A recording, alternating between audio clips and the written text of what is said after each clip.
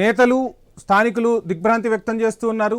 ఒక్కసారిగా నిర్మాణం జరుపుకున్న భవనం ఇంకా ఎవరు కూడా అద్దెకు లేకపోవడంతో పెను ప్రమాదం తప్పిందని చెప్పొచ్చు. అందులోనూ సాయంత్రం వేళలో ఆ భవనం దగ్గర చాలా రద్దీ ఉంటుంది. ఇక 1 గంటకు ప్రమాదం జరిగింది కాబట్టి సరిపోయింది, లేదంటే సాయంత్రం 5 గంటల సమయంలో ఈ ప్రమాదం జరిగి ఉంటే ప్రమాద తీవ్రత ఎక్కువగా ఉండేది అని కూడా స్థానికులు చెప్తూ ఉన్నారు. ఇక భవన ప్రమాద ఘటనకు సంబంధించి డీటెయిల్స్ మా ప్రతినిధి పవన్ అందిస్తారు. పవన్, అంటే హైదరాబాదు నడిబొడ్డున, అందులోనూ గచ్చిబౌలి లాంటి ఏరియాలో ఒక బిల్డింగ్ నిర్మాణం జరుగుతోంది అంటే అధికారుల పర్మిషన్స్ ఖచ్చితంగా ఉండాలి. అధికారులు పర్యవేక్షణ లేకుండా 7 అంతస్తుల భవన నిర్మాణం అనేది జరగదు. ఇక్కడ ఆ బిల్డింగ్ ఎవరైతే ఓనర్ ఉన్నారో అసలు నిబంధనలను పాటించారా, అధికారులను కలిశారా, అధికారుల నుంచి అనుమతులు తీసుకున్నారా, ఈ అంశాలన్నీ కూడా ఇప్పుడు చర్చకు వస్తున్నాయి. అసలు ఏం జరిగింది? ఇప్పటికే 7 అంతస్తుల భవనం నిర్మాణంలో ఉన్న భవనం కూలిపోవడం చాలా బాధాకరం అని చెప్పేసి కూడా మాట్లాడారు. ముఖ్యంగా ఒకవైపు ఎవరైతే ఓనర్ తప్పిదం ఎంత ఉందో టౌన్ ప్లానింగ్ అధికారులు కూడా ఆ తప్పిదం అంతే ఉందన్న అంశాన్ని కూడా మనం ఇక్కడ గుర్తుంచుకోవాలి. ఎందుకంటే ఆ 50 గజాల స్థలంలో 7 అంతస్తులకు పర్మిషన్ ఇవ్వడం, ముఖ్యంగా నాలా పైన ఇప్పటికే ఒకవైపు హైడ్రా అధికారులు కావచ్చు, జిహెచ్ఎంసీ అధికారులు పదే వార్నింగ్ ఇస్తున్న పరిస్థితి కనిపిస్తుంది. ఇక్కడ పూర్తిగా అంటే సేఫ్టీ అండ్ సెక్యూర్ గా ఉన్న ప్లేస్ లో ఎటువంటి ఇబ్బంది ఉండకుండా ఏదైతే బిల్డింగ్ కట్టాలని చెప్పేసి కూడా చాలా మంది అధికారులు చెప్తున్నారు. సరే, కొంత ఇట్లాంటి వాళ్ళ వల్ల ఏదైతే నిర్మాణంలో ఉన్న బిల్డింగ్ కూలిపోవడం, నాసిరకంగా ఉండడం, అంటే అది పూర్తిగా అంటే రెక్లెస్ గా దీన్ని రెక్లెస్ గా కట్టడం వల్ల ఇది కూలిపోయిందని చెప్పేసి కూడా ఇప్పటికే అటు అంజయ్ నగర్ లో 50 గజాల స్థలంలోని 7 అంతస్తుల భవనం నిర్మిస్తున్న నాలాలను ఆనుకుని పర్మిషన్ లేకుండానే ఈ భవనం నిర్మాణం చేస్తున్నట్టు కూడా మనకు ఆ విజువల్ చూస్తే కూడా పూర్తిగా కనిపిస్తుంది. అయితే మధ్యాహ్నం ఒక్కసారిగా ఈ భవనం కూలిపోయింది. కూలిన శిథిలాల పక్కనే ఉన్న అపార్ట్మెంట్ పై కూడా ఆ శిథిలాల పడంతో పక్కనే ఉన్న అపార్ట్మెంట్ వాసులు కూడా కొంత భయభ్రాంతులకు కూడా వెంటనే అక్కడ నుంచి పరిగెత్తిన పరిస్థితి కనిపిస్తుంది. భారీ శబ్దంతో కూలడంతో చాలా మంది ఒక్కసారిగా ఇబ్బంది పడ్డారు. గతంలో కూడా పక్కనే ఉన్న స్థానికులు జిహెచ్ఎంసీ అధికారులకు కావచ్చు, టౌన్ ప్లానింగ్ ఎన్నోసార్లు కంప్లైంట్ ఇచ్చినా కానీ పూర్తిగా అంటే ఒక నిర్లక్ష్య ధోరణిలో వాళ్ళు వ్యవహరించిన పరిస్థితి ప్రస్తుతం ఇక్కడ కనిపిస్తుంది. అయితే ఈ ఘటనలో ఇప్పటి వరకు 2 మృతి చెందినట్టు కూడా పోలీసులు స్పష్టంగా నిర్ధారించారు. అయితే మృతులు భవనంలో పనిచేస్తున్న కార్మికులు అని కూడా తెలుస్తుంది. స్థలాల కింద ఇంకా 4 నుండి 5 మంది చిక్కుకున్నారనే సమాచారం కూడా ఒకవైపు డిఆర్ఎఫ్ బృందాలు, జిహెచ్ఎం సిబ్బందికి, పోలీసులకు పరిస్థితి కలిసి అంటే వీళ్ళని కాపాడాలి, అంటే దాదాపు ప్రాణాలతో లేరు అనే అంశం అయితే క్లియర్ గా కనిపిస్తుందని, ఇంకా శిథిలాల కింద ఎంతమంది ఉన్నారనే అంశం అయితే ఇంకా క్వశ్చన్ మార్క్ గా ఉంది. సో అక్కడ ఉన్న డిఆర్ఎఫ్ బృందాలు చెప్తున్న ఓనర్ అంటే బిల్డింగ్ ఓనర్ కనుక్కున్న వివరాల ప్రకారం అయితే దాదాపు 7 ఈరోజు పనికి వచ్చారని, ఏదైతే భవన నిర్మాణ కార్మికులుగా పనికి వచ్చారని చెప్పేసి అక్కడ చెప్పడం జరుగుతుంది. అయితే 50 గజాల్లో 7 ఫ్లోర్లు ఎలా కడతారు, నాలా పక్కన కట్టారు, మేము ఎప్పటి నుండి కంప్లైంట్ ఇస్తున్నామని చెప్పేసి కూడా ఒకవైపు పక్కన స్థానికులు చెప్తున్నా సరే ఎవరు పట్టించుకోపోయారు. అంటే ఇప్పుడు ప్రాణాలు పోయిన తర్వాత ఇంత హడావిడి చేస్తున్న పరిస్థితి కనిపిస్తుంది. అంటే మేము దీన్ని ఎప్పుడో గ్రహించాము, ఖచ్చితంగా ఇట్లాంటి ప్రమాదం గతంలోనే జరుగుతున్న అంశాన్ని కూడా అంటే జరుగుతుంది అనే అంశాన్ని కూడా మేము ముందే గమనించామని ఇప్పటికే పక్కన స్థానికులు కూడా చెప్పడం జరుగుతుంది. అయితే ఈ ప్రమాదానికి ప్రధాన కారణం నిర్మాణం అని చెప్పేసి కూడా స్పష్టంగా తెలుస్తుంది. 50 గజాల్లో 7 అంతస్తులు అంటే ఎంత నాసీ రకం నిర్మాణము అని మనం అర్థం చేసుకోవచ్చు. అంటే జిహెచ్ఎంసీ అనుమతులు ఉన్నాయా లేవా, నాలా ఆక్రమించి కట్టారా, ఇంజనీరింగ్ ప్లాన్ ఉందా అనే కోణంలో కూడా ఒకవైపు తీవ్రంగా అధికారులు కూడా విచారణ మొదలుపెట్టే పరిస్థితి కనిపిస్తుంది. యజమాని ఎవరు, బిల్డర్ ఎవరనే వివరాలను కూడా పోలీసులు పూర్తి స్థాయిలో సేకరిస్తున్నారు. అయితే నిబంధనలకు విరుద్ధంగా ప్రస్తుతం ఈ బిల్డింగ్ కట్టినట్టు కూడా మనకు పూర్తి స్థాయి తెలుస్తుంది. అయితే జిహెచ్ఎంసీ ఫిర్యాదు చేసినట్టు కూడా తెలుస్తుంది. అయితే అధికారులు పట్టించుకోవడంతో ఈ ఘోరం జరిగిందనే ఆరోపణలు అయితే వెల్లువెత్తుతున్నాయి. అయితే ఘటనా స్థలానికి ఇప్పటికే జిహెచ్ఎంసీ అధికారులు, గచ్చిబౌలి పోలీసులు చేరుకున్నారు. టౌన్ ప్లానింగ్ అధికారులను కూడా పిలిపించి అసలు ఎందుకు మీరు ఇక్కడ పర్మిషన్ ఇవ్వాల్సి వచ్చింది, ముఖ్యంగా 50 గజాలలో మీరు ఎట్లా పర్మిషన్ ఇస్తారని చెప్పేసి కూడా ఇప్పటికే వాళ్ళతో వాదిస్తున్న పరిస్థితులు మనకు కనిపిస్తుంది. అక్రమ నిర్మాణం అయితే కఠిన చర్యలు ఖచ్చితంగా తీసుకుంటామని జిహెచ్ఎంసీ అధికారులు ఇప్పటికే వార్నింగ్ ఇస్తున్న పరిస్థితి కనిపిస్తుంది. అయితే బాధితులపై కేసు నమోదు చేస్తామని పోలీసులు చెప్పారు. చనిపోయిన కార్మికుల కుటుంబానికి ఖచ్చితంగా న్యాయం చేస్తామని చెప్పేసి కూడా పోలీసులు చెప్పడం జరుగుతుంది. మొత్తంగా గచ్చిబౌలి అంజయ్ నగర్ లో అక్రమంగా కట్టే 7 అంతస్తుల భవనం కూలి 2 ముచ్చనంతో తీవ్ర విషయం అయితే ఇక్కడ నెలకొంది. 50 గజాల్లో 7 ఫ్లోర్లు, అది కూడా నాలా పక్కన జిహెచ్ఎంసీ నిర్లక్ష్యానికి నిదర్శనంగా ప్రస్తుతం మనకు తెలుస్తుంది. శిథిలాల కింద చిక్కుకున్న వారిని రక్షించేందుకు కూడా రెస్క్యూ ఆపరేషన్ ప్రస్తుతం కొనసాగుతుంది ఇక్కడ.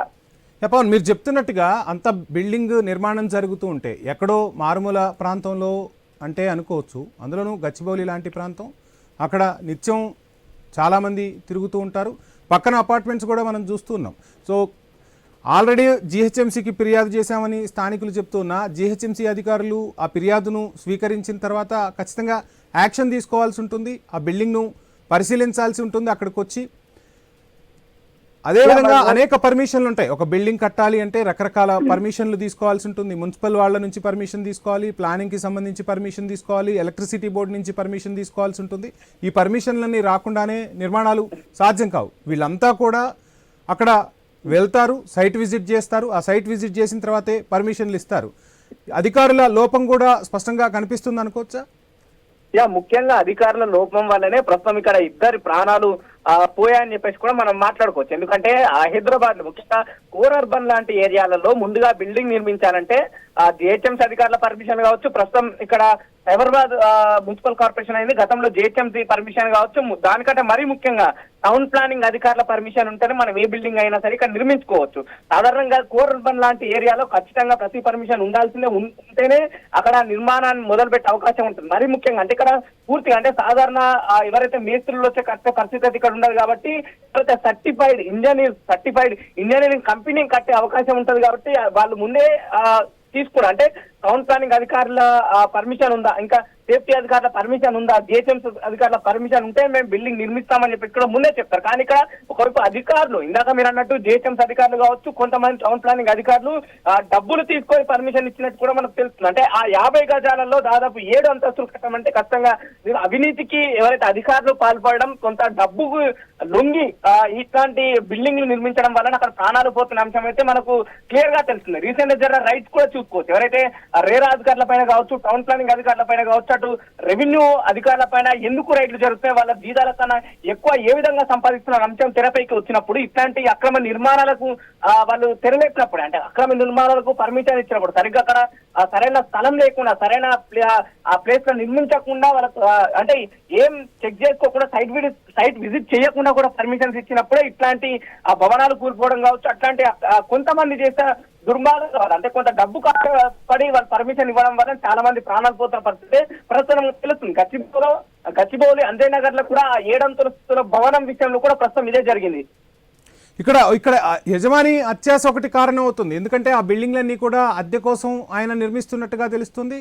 ఈ యజమాని అత్యాశతో పాటు అధికారుల అలసత్వం, ఎవరైతే ప్లానర్ ఉన్నారో ఒక యజమాని వెళ్ళి బిల్డింగ్ కడతాను అన్నప్పుడు ఇది సాధ్యపడదు అని చెప్పాల్సిన ఆ ఇంజనీర్ కూడా సాధ్యమవుతుంది అని చెప్పి బిల్డింగ్ను కట్టారు. అంటే ఇప్పుడు ఇందాక మనం మాట్లాడుకున్నట్టు పవన్, ఇంకా అద్దెకు ఇవ్వటం కోసం సిద్ధమవుతున్న భవనం చిన్న చిన్న ప్యాచ్ వర్క్స్ ఉంటే ఆ వర్క్స్ చేస్తూ ఉన్నారు. ఒకవేళ అద్దెకిచ్చి ఉంటే చాలామంది ఆ ఇంట్లో నివాసం ఉండేవాళ్ళు. ఈరోజు బిల్డింగ్ కూలిపోయిన పరిస్థితి ఏ విధంగా ఉండేది అసలు సిచ్యువేషన్? అంటే అధికారుల అలసత్వానికి నిండు ప్రాణాలు బలైపోవాల్సిందేనా?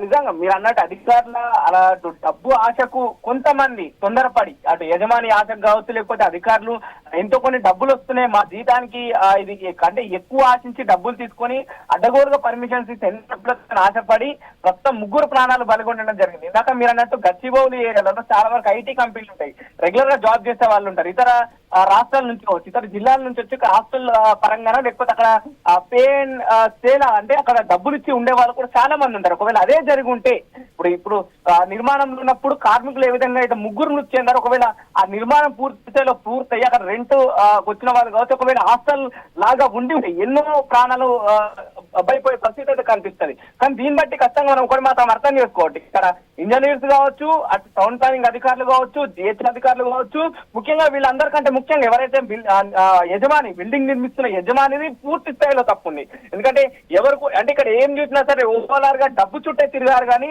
ఒకవేళ బిల్డింగ్ పూర్తి స్థాయిలో నిర్మాణం అయిన తర్వాత బిల్డింగ్ ఎంత స్ట్రాంగ్ ఉంది, ఏ రంగం మనం కడుతున్నాం, అంటే ఎంత ఆ స్థలంలో కడుతున్నాం, ఎంత నాణ్యతతో కడుతున్నాం ఆలోచించకుండా కేవలం బిల్డింగ్ నిర్మించాలని ఆ యజమాని ఆలోచన, నిర్మించిన తర్వాత రెంట్ తీసుకొని నేను బ్రతుకుండాలని ఒక ఆలోచన, ఆ తర్వాత ఇక్కడ అధికారులు ఎవరైతే పర్మిషన్స్ ఇచ్చారు అధికారులు కూడా సరే ఏ బిల్డింగ్ అయితే ఏముంది చాలా బిల్డింగ్స్ పర్మిషన్స్ ఇచ్చాం అందులో ఇదొక పేపర్ మీద సిగ్నేచర్ చేసేద్దాం, ఇది కూడా అట్లా వెళ్ళిపోతుందన్న ఆలోచనతో నిండు ప్రాణాలు బలిగొంటున్న పరిస్థితి అయితే కనిపిస్తుంది. సో చాలా మంది ఒకవేళ బిల్డింగ్ పూర్తి స్థాయిలో నిర్మాణం అయిన తర్వాత దాంట్లో రెంట్కుండే వాళ్ళ పరిస్థితి ఆలోచించుకుంటేనే కొంత భయంకరమైన మన ఆ ఊహ అయితే ప్రస్తుతం కనిపిస్తుంది. హాస్టల్స్ చాలా మంది ఉద్యోగాలు చేసుకోవడానికి ఇక్కడికి వచ్చిన వాళ్ళు ఈ గచ్చిబౌలి ఏరియాలో మనం చూసుకోవచ్చు చిన్న చిన్న ఇంకా ఉన్నాయి. అంటే కేవలం మనం ఆ కూలిన బిల్డింగ్ నే ప్రస్తుతం చూస్తున్నాం, కానీ ఇంకా ఎన్నో పర్మిషన్ లేకుండా నాలాల పైన కట్టిన ఆ బిల్డింగ్స్ ఎన్నో ఈ గచ్చోలి ఆ గల్లీలలో చూసుకోవచ్చు. హాస్టల్ రెంట్ తీసుకున్న అంటే హాస్టల్స్ పెట్టిన పరిస్థితి కావచ్చు, రూమ్ రెంట్స్ కావచ్చు, అంటే ఎటువంటి పూర్తి స్థాయిలో పర్మిషన్స్ లేకుండా, ఎటువంటి పార్కింగ్ ఏరియా లేకుండా, ఎటువంటి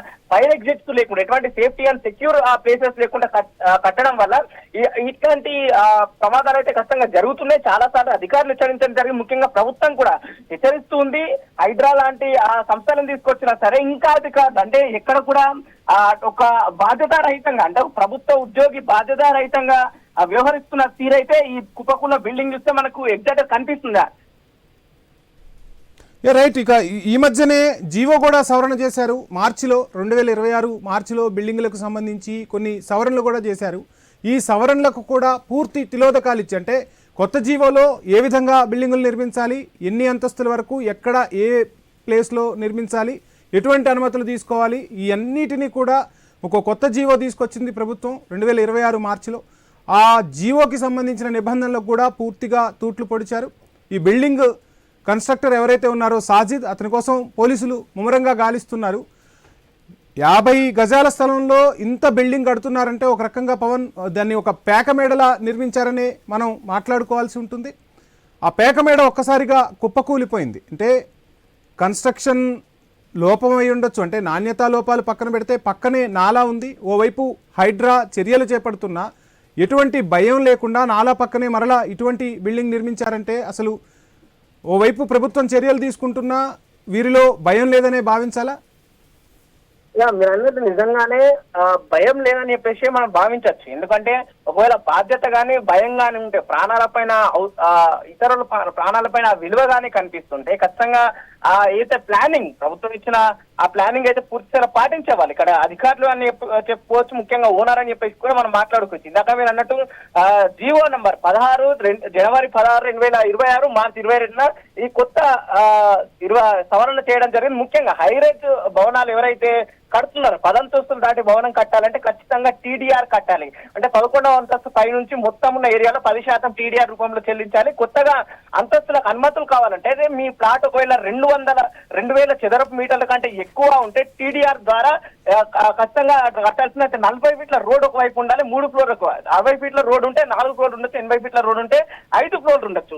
ఇంకా దీంట్లో మనకి సెట్ బ్యాక్ ఉండే అవకాశం ఉంటే హైరేజ్ బిల్డింగ్ లకు 10% వరకు సెట్ బ్యాక్లు పెట్టాల్సిన అవసరం ఖచ్చితంగా ఉంటది. కనీసం 7 మీటర్ల సెట్ బ్యాక్ వదిలి కట్టాల్సిన పరిస్థితి ప్రస్తుతంగా మనకు ఉంటది. కానీ ఇక్కడ కూలిన బిల్డింగ్ విషయంలో ఇవేవి కనిపించడం లేదు. కేవలం ఆ నాలపై నిర్మించడమే కాదు, అంటే మనం ప్రాపర్ గా లోపలికి వెళ్ళడానికి, ప్రాపర్ గా ఎగ్జిట్ అవ్వడానికి కూడా సరైన ప్లేస్ కూడా లేదా విషయం అయితే మనకు తెలుస్తుంది. అంటే అంటే ఒకవైపు చెరువులు, నాలాలు, భూములు అంటే ఇవన్నీ పూర్తి స్థాయి, అంటే ప్రభుత్వం ఇందుకే నిర్ణయం తీసుకుంటుందని చెప్పేసి కూడా అప్పుడప్పుడు ఈ ప్రమాదాలు జరిగినప్పుడు కూడా మనం మాట్లాడుకోవచ్చు. అంటే పూర్తిగా సెట్ బ్యాక్స్ ఉండాల్సిన అవసరం ఉన్నది. ఇట్లాంటి ప్రమాదాలు జరగకుండా ఉండాలంటే అంటే ఎంత వీలైతే అంత స్పేసియస్ గా ఆ బిల్డింగ్స్ కట్టినప్పుడు ఈ ప్రమాదాలు కావచ్చు జరగకుండా ఉంటాయి. మరీ ముఖ్యంగా నాసిరకం తెరపైకి రావడం కాదు, అంటే సేఫ్టీ అధికారులు బిల్డింగ్ కన్స్ట్రక్షన్ జరుగుతున్న సందర్భంలో కన్స్ట్రక్షన్ సమయంలోనే ఏ విధంగా ఆ ఫ్లోరింగ్ సమయంలో కావచ్చు, పిల్లర్ వేసే సమయంలో ఎంతవరకు ఆ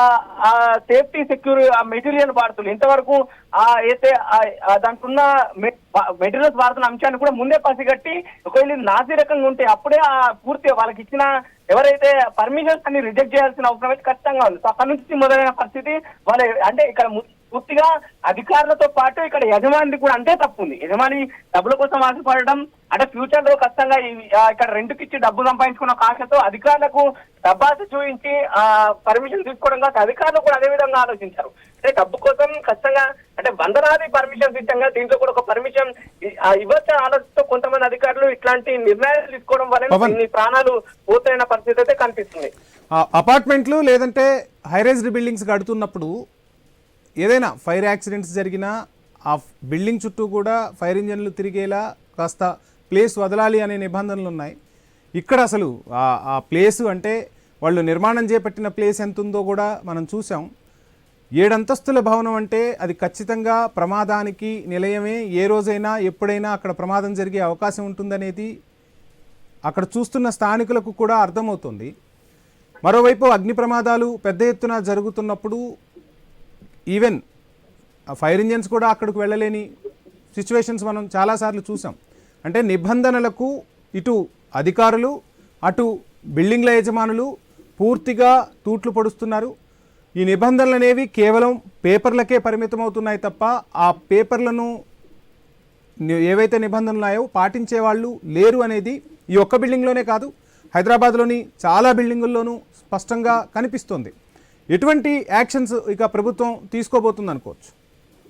ఇప్పటి అధికారులు మీరు చెప్పినట్టు ఖచ్చితంగా కేవలం పర్మిషన్స్ అన్ని పేపర్ పైన ఉంటున్నాయి కానీ అమల్లో నోచుకుంటలేదు. అంటే బిల్డింగ్ కట్టే ముందు ఏ విధంగా అయితే సైట్ విజిట్ పర్మిషన్స్ కావచ్చు, ఒక అధికారి వెళ్ళినప్పుడు దానికి ఒక ఫార్మాలిటీ ఉంటుంది. అంటే అధికారి ఇక్కడికి వెళ్ళడం కావచ్చు, వెళ్ళిన తర్వాత ఏ విధంగా సైట్ విజిట్ చేసిన ఆ ఫొటోస్ కావచ్చు, లేకపోతే అక్కడ సర్టిఫైడ్ చేసిన పేపర్స్ విషయంలో సిగ్నేచర్స్ కావచ్చు. అంటే మేము పూర్తి అంటే వెళ్ళక ముందే వెళ్ళినామని ముందే ఆ పేపర్స్ రెడీ చేసుకోవడం ఒక తప్పు అయితే, మిగతా అంటే జిహెచ్ఎంసీ అధికారులు కూడా ఇప్పుడు టౌన్ ప్లానింగ్ అధికారులు తప్పు చేస్తున్నారంటే జిహెచ్ఎంసీ అధికారులు కూడా సేమ్ అదే తప్పు చేయడం జరిగింది. సో ముఖ్యంగా యజమాని విషయంలో కూడా అంటే కూలిపోయిన తర్వాత ఖచ్చితంగా పోలీసు వారు చెప్తున్న ప్రకారం దీనికి బాధ్యులైన ఎవరైనా సరే యజమాని కావచ్చు, అది గతంలో ఎవరైతే ఈ బిల్డింగ్ కి పర్మిషన్ ఇచ్చిన అధికారులు కావచ్చు, జిహెచ్ఎంసీ అధికారులు కావచ్చు, ఖచ్చితంగా ఈ బిల్డింగ్ కి కూలడానికి కారణమైన ప్రతి ఒక్కరి విషయంలో మేము చర్యలు తీసుకుంటామని ఇప్పటికే పవన్ ప్లీజ్ హోల్డ్ మళ్ళీ కాంటాక్ట్ అవుతాను.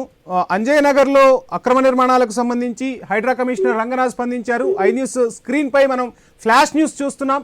అంజయ్ నగర్ లో అక్రమ నిర్మాణాలను తొలగిస్తామంటూ హైడ్రా కమిషనర్ రంగనాథ్ స్పష్టం చేశారు. సంచలన వ్యాఖ్యలు చేశారు హైడ్రా కమిషనర్ రంగనాథ్.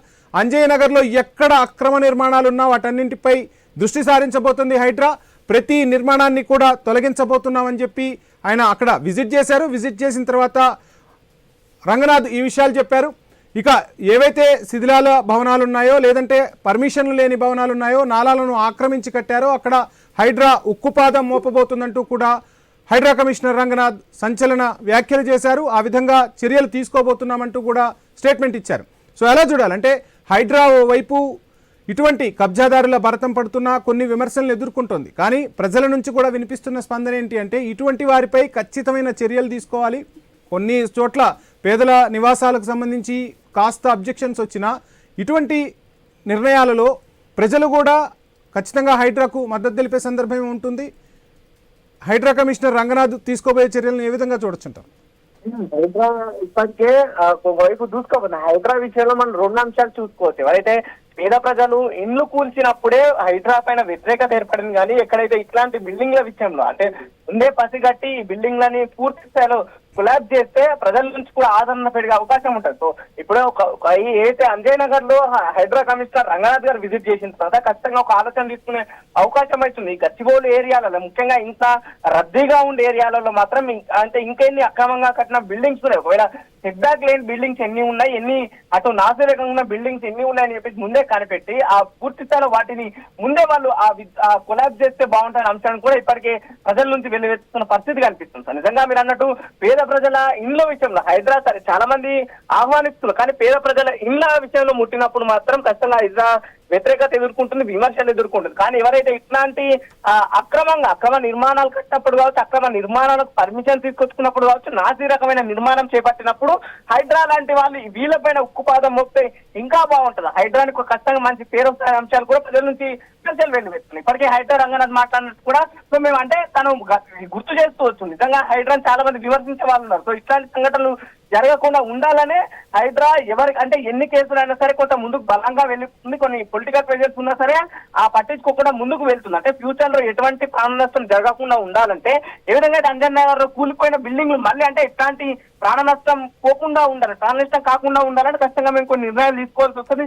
ఈ గచ్చిబౌలిలోని అంజయ్ నగర్ ఈ అయితే కూలిన బిల్డింగ్ విషయంలో కూడా ఎవరైతే దీనికి పర్మిషన్స్ ఇచ్చారో, ఎవరైతే దీనికి కారకులు అయ్యారో, ముఖ్యంగా యజమాని పైన కూడా పూర్తిగా అంటే ప్రాపర్ గా కేసులు ఉండే అవకాశం ఉంటుంది. ఖచ్చితంగా మనం శిక్షిస్తాం అని చెప్పేసి కూడా ఒకవైపు హైడ్రా కమిషనర్ రంగనాథ్ కూడా చెప్పడం జరుగుతుంది. సో చూడాలంటే ఏ విధంగా నిర్ణయాలు తీసుకుంటారు. కేవలం ఒకసారి ఒక ఇన్సిడెంట్ జరిగిన తర్వాత కొంతమంది అధికారులు కావచ్చు, పోలీసు కూడా హడావిడి చేసి కావచ్చు, లేకపోతే ఇట్లాంటి సంఘటనలు జరిగి వెళ్ళిపోతున్నారు. ఆ తర్వాత ఆ విషయం పట్టించుకునే పరిస్థితి చాలా సందర్భాల్లో మనం చాలా తక్కువగా చూసాం. సో మేము ఇప్పటికైనా ఈ గచ్చిబౌలి ప్రాంతంలో ఇట్లాంటి మళ్ళీ సంఘటనలు జరగకుండా ఉండాలి అంటే, ఎందుకంటే అంటే హైదరాబాద్ చాలా ఫాస్ట్ గా గ్రో అవుతున్న సిటీ మనం సిటీలో చూడంటే బిల్డింగ్స్ కూడా చూడొచ్చు. హైటెక్ సిటీ, గచ్చిబౌలి, మాదాపూర్ లాంటి ఏరియాలలో ఎంత అంటే ఒక 100 గజాలు ఉన్నా సరే దాంట్లో 7 నుంచి 10 బిల్డింగ్ కడుతున్న పరిస్థితి కనిపిస్తుంది. అంటే అక్కడ కట్టేసి రెంట్కి ఇస్తున్న పరిస్థితి కనిపిస్తుంది. వాటిపైన మన చర్యలు తీసుకుంటారా అనే అంశం కూడా ఖచ్చితంగా మనం వేచి చూడాల్సిన అవసరం అయితే కనిపిస్తుంది. ఇప్పటికైతే కేవలం అంజయ్ నగర్ లోని ఆ బిల్డింగ్ విషయంలో మాట్లాడుతున్న ఫ్యూచర్ అంటే ఇట్లాంటి సంఘటనలు జరగకుండా ఉండాలంటే వాళ్ళు ఎటువంటి నిర్ణయాలు తీసుకుంటారా అనే అంశాలపైనే మొత్తం వేచి చూస్తున్నాం. కానీ భవన్ మనం మాట్లాడుకుంటున్నట్టు ప్రభుత్వాలు నిబంధనలు ఉన్నాయి, ఎక్కడ ఏ బిల్డింగు ఏ విధంగా నిర్మాణం జరగాలి, ఎన్ని స్టేట్స్ వరకు వేసుకోవచ్చు, అదేవిధంగా ఒక బిల్డింగ్ నిర్మాణం జరుగుతుంది అంటే వివిధ శాఖల నుంచి పర్మిషన్స్, ఈవెన్ వాటర్ బోర్డు నుంచి పర్మిషన్ తీసుకోవాల్సి ఉంటుంది, ఎలక్ట్రిసిటీ బోర్డు నుంచి పర్మిషన్ తీసుకోవాల్సి ఉంటుంది, జిహెచ్ఎంసీ నుంచి పర్మిషన్స్ ఉంటాయి. ఈ పర్మిషన్స్ అన్నీ తీసుకునేటప్పుడు ఇందాక మనం మాట్లాడుకుంటున్నట్టుగా ఖచ్చితంగా సైట్ విజిట్ చేయాల్సి ఉంటుంది. ఇంతమంది అంటే ఒక 6-7 శాఖలు సమన్వయంతో పనిచేస్తాయి. ఈ 6-7 శాఖల్లో ఎవరో ఒకరు మాట్లాడాల్సి ఉంటుంది. అండ్ ఇక్కడ కొంత ఇటువంటి బిల్డింగులు కడుతున్నప్పుడు బ్యాంక్స్ నుంచి కూడా లోన్స్ తీసుకుంటూ ఉంటారు. సో వాళ్ళు కూడా సైట్ విజిట్ చేస్తూ ఉంటారు. సో ఏంటి అంటే ఇక్కడ అధికారుల అందరి నిర్లక్ష్యం కూడా ఈరోజు ఈ ఘటనకు కారణమైందని మనం భావించవచ్చా? అంటే ఎవరికి ఏమీ కాకపోవడంతో ఒక 2 మృత్యువాత పడ్డారు, బాధాకరమైన విషయం. కానీ అద్దెకు ఇవ్వాల్సిన ఇళ్లలో చాలామంది నివాసం ఉంటే ఈరోజు ప్రమాదాన్ని మనం ఊహించలేం. ఊహకందని ప్రమాదం అత్యంత ఘోరమైన ప్రమాదంగా కూడా ఉండేది. ఈ అధికారులందరూ కూడా బాధ్యులే అవుతారు కదా. అన్నట్టు ఫైర్ సేఫ్టీ అధికారులు కావచ్చు, జిహెచ్ఎంసీ అధికారులు, టౌన్ ప్లానింగ్ అధికారులు, వాటర్ బోర్డు అధికారులు కావచ్చు, బ్యాంక్ అధికారులు ఎవరైతే బిల్డింగ్ పైన లోన్ తీసుకున్న వాళ్ళు ఉంటే వాళ్ళు కూడా ఖచ్చితంగా ఈ నిర్మాణం అంటే కడుతున్న బిల్డింగ్ కూలిపోవడం విషయం వాళ్ళ తప్ప 100% ఉందని చెప్పేసి కూడా మనం మాట్లాడుకోవచ్చు.